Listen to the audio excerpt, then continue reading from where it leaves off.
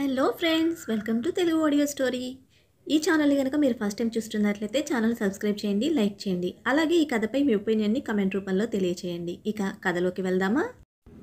మన్నించు ఓ ప్రేమ పార్ట్ 43 చూసే ముందు పార్ట్ 42 చూడండి. లింక్ డిస్క్రిప్షన్లో ఇవ్వడం జరిగింది.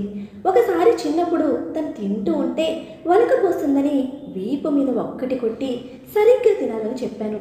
తను అయినా కూడా అలాగే తింటూ ఉంటే తింటే నీట్గా తిను, లేకపోతే ఇంకెప్పుడు నాతో కలిసి తినుకు అన్నాను. ఆ ఒక్క మాట పట్టుకొని నాతో కలిసి తినడమే మానేసింది తెలుసా అని అంటున్నప్పుడు వేద్ కళ్ళలో నుంచి ఒక కన్నీటి బొట్టు అతని చెంప మీదకు జారింది. అది చూసిన నయన మనసంతా మెలిపెట్టినంత బాధగా అనిపించింది. అక్కడ ఉంది తనో కాదో కూడా తనకే తెలియదు.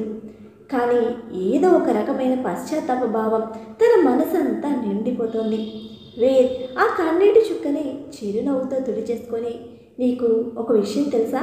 ఆ పొట్టిదానికి ఎంత పొగరంటే అది 4th 5th క్లాస్ చదువుతుందేమో, నేను 10th క్లాస్ చదువుతున్నాను. దాని క్లాస్లో కొంతమంది సోడా బుడ్డి అని వెక్కిరిస్తూ ఉంటే వాళ్ళందరినీ కొట్టేది. కానీ దానికన్నా సీనియర్స్ కూడా దాన్ని సోడా బుడ్డి అని అనేవాళ్ళు. నేను ఋషి కూడా అందరినీ కొట్టేవాళ్ళం. అలా ఎంతమందిని కొడుతూ ఉన్నా దాన్ని కనిపించిన వాళ్ళంతా దాని పేరు మర్చిపోయి సోడా బుడ్డి అని పిలవడమే మొదలుపెట్టారు. నాకు ఎక్కడ లేని కోపం వచ్చేది.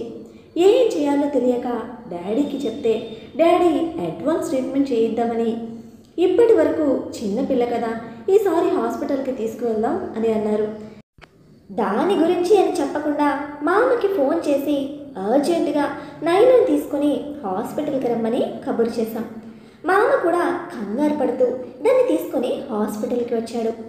అప్పుడు నాన్న మామని కన్విన్స్ చేసి దానికి చెకప్కి తీసుకువెళ్తే చెక్ చేస్తే సర్జరీ అయ్యే ఛాన్సెస్ ఉన్నాయి, కాకపోతే వాటికి దాదాపు 10 లక్షల పైన ఖర్చు అవుతుందని, ఆల్మోస్ట్ ఐ ట్రాన్స్ప్లాంటేషన్ చేసినంత కాంప్లికేటెడ్ సర్జరీ అని చెప్పారు.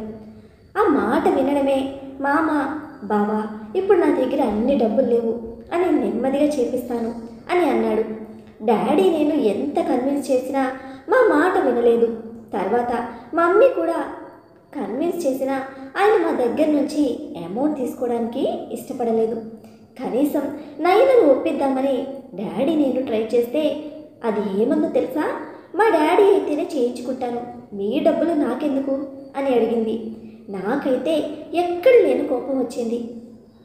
వాళ్ళిద్దరూ ఎంతకి కన్విన్స్ అవ్వకపోవడంతో అది మళ్ళీ కళ్ళద్దాలు పెట్టుకోవడం చూడలేక డాక్టర్ దగ్గరికి వెళ్ళి ఈ స్పెట్స్ లేకుండా వేరే ఏమైనా ఛాన్స్ ఉందా అని అడిగితే ఆయన టెంపరీ లెన్స్ ఉన్నాయి, అవి పెట్టుకోవచ్చు అని చెప్పేసరికి అప్పటికప్పుడు అవి కొన్నాము. అవి కొని దాని కళ్ళకి ఆ కళ్ళద్దాలు తీసేసి ఆ లెన్స్ పెడితే అది చందమామ ఉన్నట్టుండేది. కానీ ఆ కళ్ళద్దాలు అలవాటు పడిపోయి ఈ లెన్స్ తీసి పక్కన పడేసి ఎప్పుడూ స్పెట్స్లోనే ఉండేది.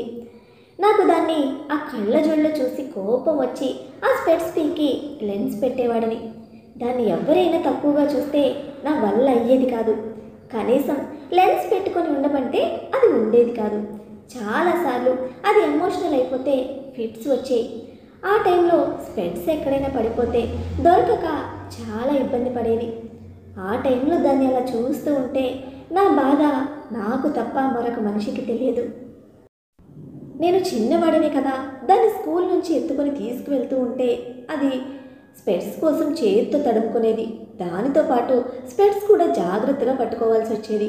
ఆ తర్వాత నుంచి దానికోసం ఒక పాకెట్స్లో స్పెట్స్, ఇంకొక పాకెట్లో లెన్స్ పెట్టుకొని తిరగడం మొదలుపెట్టాను. నేను ఒకవేళ మరీ దూరంగా వెళితే అది ఎక్కడ ఇబ్బంది పడుతుందోనని అదే స్కూల్లో 12th క్లాస్ వరకు చదివాను. 10th క్లాస్ వరకు స్కూల్ క్యాంపస్లోనే ఉండేవాడిని కాబట్టి ఏ ప్రాబ్లం ఉండేది కాదు. కానీ నేను +1కి వచ్చిన దగ్గర నుంచి స్కూల్లో ఏం జరుగుతుందో అని ఇదే నా బెంగ. నా క్లాస్ జరుగుతూ ఉంటే నేను క్లాస్ కన్నా ఎక్కువ ఎదురుగా ఉన్న దాని క్లాస్ వైపే చూస్తూ కూర్చునేవాడిని. నన్ను రిషిని డ్రాప్ చేయడానికి కారు వచ్చేది. దాన్ని స్కూల్కి అయితే మా మామ తీసుకొచ్చేవాడు. మామ రాకపోతే మేమే వెళ్ళి పిక్ చేసుకునేవాళ్ళం.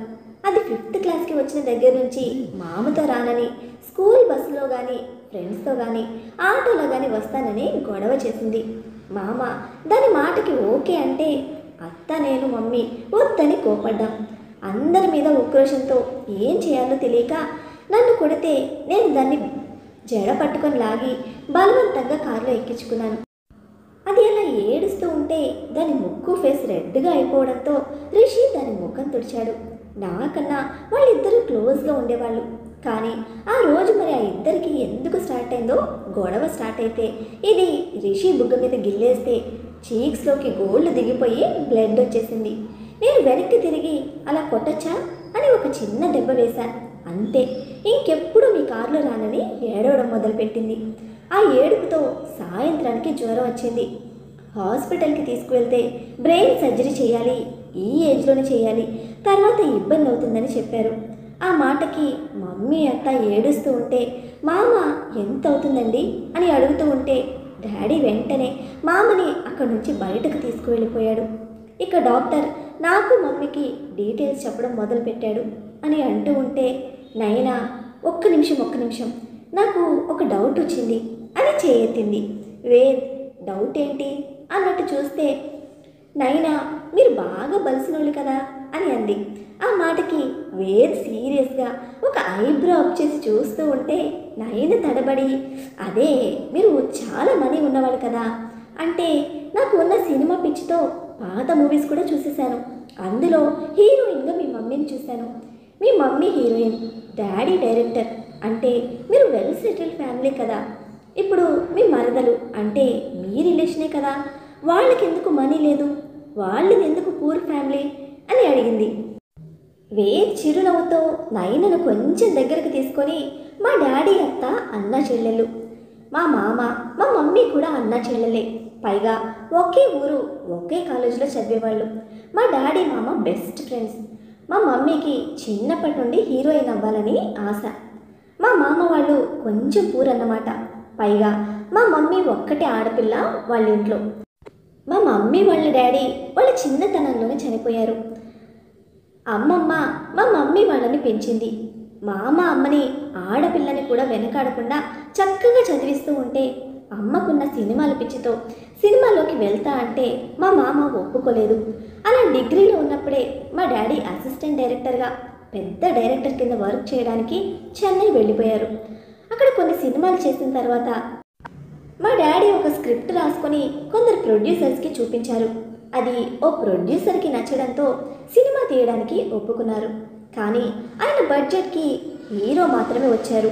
హీరోయిన్ రాకపోతే మా డాడీ ఇంకొక థాట్ లేకుండా నేరుగా ఇక్కడికి వచ్చి మా మామని అడిగి మా అమ్మని సినిమాల్లో యాక్ట్ చేయమని అడిగారు. మామ అమ్మమ్మ ఎంత ఒప్పుకోకపోయినా మా డాడీ కన్విన్స్ చేస్తే మా మమ్మీ కూడా ఇంట్రెస్ట్ ఉండడంతో ఓకే చేసింది. ఫస్ట్ సినిమానే బ్లాక్ బస్టర్ హిట్ అవ్వడంతో ఆ తర్వాత మమ్మీకి డాడీకి ఇద్దరికీ ఖాళీ లేదు. కాకపోతే పల్లెటూరు కావడంతో మొదటి సినిమా అమ్మ చేస్తున్నప్పుడే అమ్మ మీద లేనిపోని నిందలు పడడంతో డాడీకి అమ్మ అంటే ఇష్టం కూడా కావడంతో ఆ సినిమా రిలీజ్ కాకముందే అమ్మ నాన్నకి పెళ్ళైపోయింది. ఆ తర్వాత అమ్మ ప్రతి సంపాదన నాన్నది అయ్యేది కానీ మామది కాదు కదా. మా అమ్మ తీసుకువచ్చినా మా మామయ్య ముట్టుకునేవాడు కాదు. ఆ తర్వాత మా అత్తకి సంబంధాలు చూస్తూ ఉంటే మా అత్త మా మామని తప్ప ఎవ్వరిని చేసుకోని అని అనడంతో వీళ్ళది జమీందారీ కుటుంబం అయినా ఊళ్ళో ఎవ్వరి గురించి ఆలోచించకుండా మా డాడీ మా మామకి అత్తకి పెళ్లి చేశాడు. ముందు మా మామ మా అత్తని పెళ్లి చేసుకోవడానికి మా నానమ్మ ఒప్పుకోలేదంట. ఎందుకంటే మా డాడీ వాళ్ళది జమీందారీ కుటుంబమని, వాళ్ళది సాధారణ రైతు కుటుంబమని. ఒకవేళ పెళ్లి చేసుకున్నా మా అత్త మా మామ దగ్గరికి వచ్చి తను ఒక సాధారణ అమ్మాయిలా బ్రతకలేదని వారించినా మా అత్త పట్టుపట్టు మరీ పెళ్లి చేసుకుందట. మా మామ కట్నం కాదు కదా, కనీసం తులం బంగారం కూడా మా అత్త సైడ్ నుంచి యాక్సెప్ట్ చేయలేదు. అలా అప్పటి నుంచి మా దగ్గర ఏదైనా వాళ్ళకు రూపాయి ముట్టుకున్నదే లేదు. ప్రేమగా మహా అయితే బట్టలు కొనిస్తే తీసుకునే వాళ్ళే కానీ అంతకు మించిన రూపాయికి ఏనాడు ఆశపడలేదు, ఇస్తే తీసుకోలేదు అని అంటూ ఉంటే నయనకి తెలియకుండానే తన కళ్ళల్లో నీళ్లు కారిపోతూ ఉంటే వేద్ నయన వైపు చూసి ఒక చిరునవ్వుతో, నీ గతం నీ మనసుకు గుర్తులేదేమో కానీ ఎక్కడో నీ మెదడు పొరల్లో ఎక్కడో చోట ఆ జ్ఞాపకాలన్నీ నిక్షిప్తంగా ఉన్నాయని నా నమ్మకం అని అనుకొని, ఇప్పుడు క్లియర్ అయిందా నీ డౌట్ అని అడగడంతో నైనా వేరే చేతిని గట్టిగా పట్టుకొని చాలా పెయిన్గా ఉంది, ఎందుకో తెలియడం లేదు, నిజంగా వాళ్ళు చాలా గ్రేట్ కదా అని అంది. వాళ్ళే గ్రేట్ అయితే ఇంకా నా మరదలు ఎంత గ్రేటో కూడా మొత్తం విను అని అన్నాడు.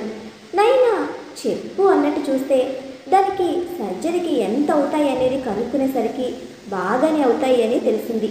ఆ తర్వాత మామయ్య ఎక్కడ వద్దంటాడోనని డాక్టర్ని 1,50,000 లోపు అయిపోతుందని చెప్పమని బ్రతిమిలాడి మా మామకి అంతే అమౌంట్ చెప్పి మిగతా అమౌంట్ అంతా మేము అడ్జస్ట్ చేసి ఆపరేషన్ చేయించాము.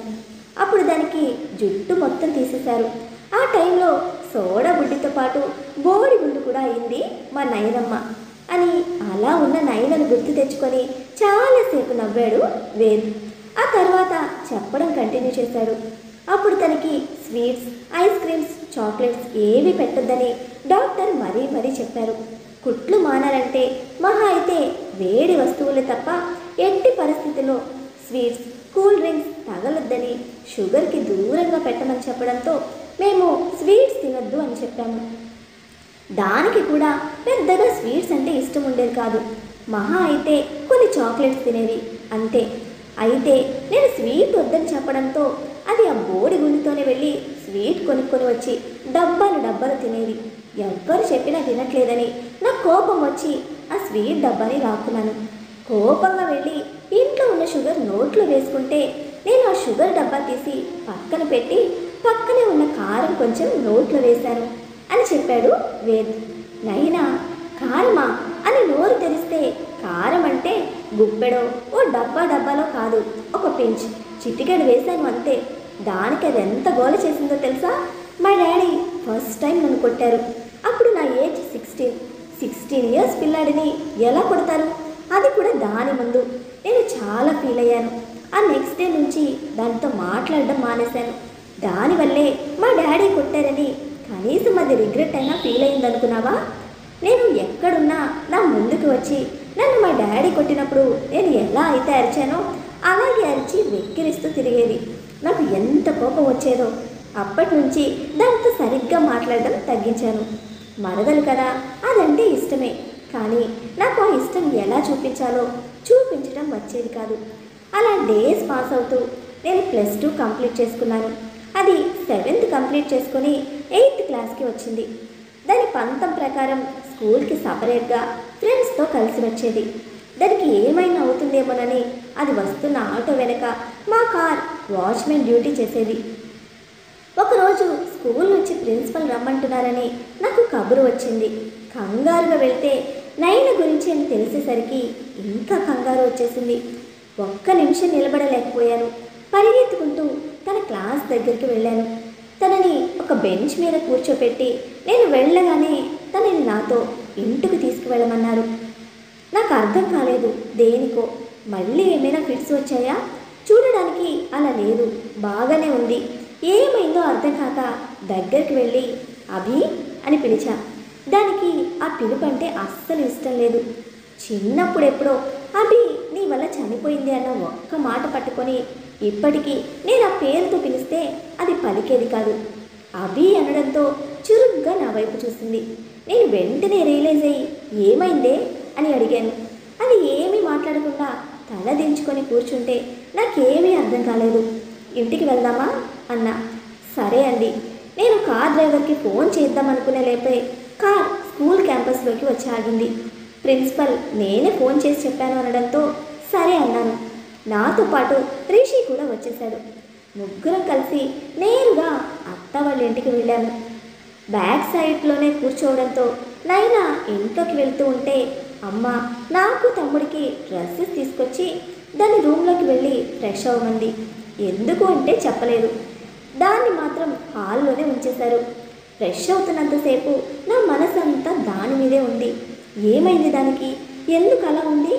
ఏమైనా హెల్త్ ప్రాబ్లమా?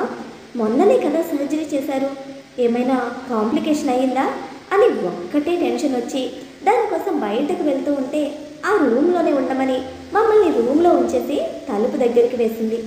కొంతసేపటికి ఇల్లంతా జనాలు హడావిడి వినపడుతూ ఉంటే ఆ తలుపు సందులో నుంచి చూశాను.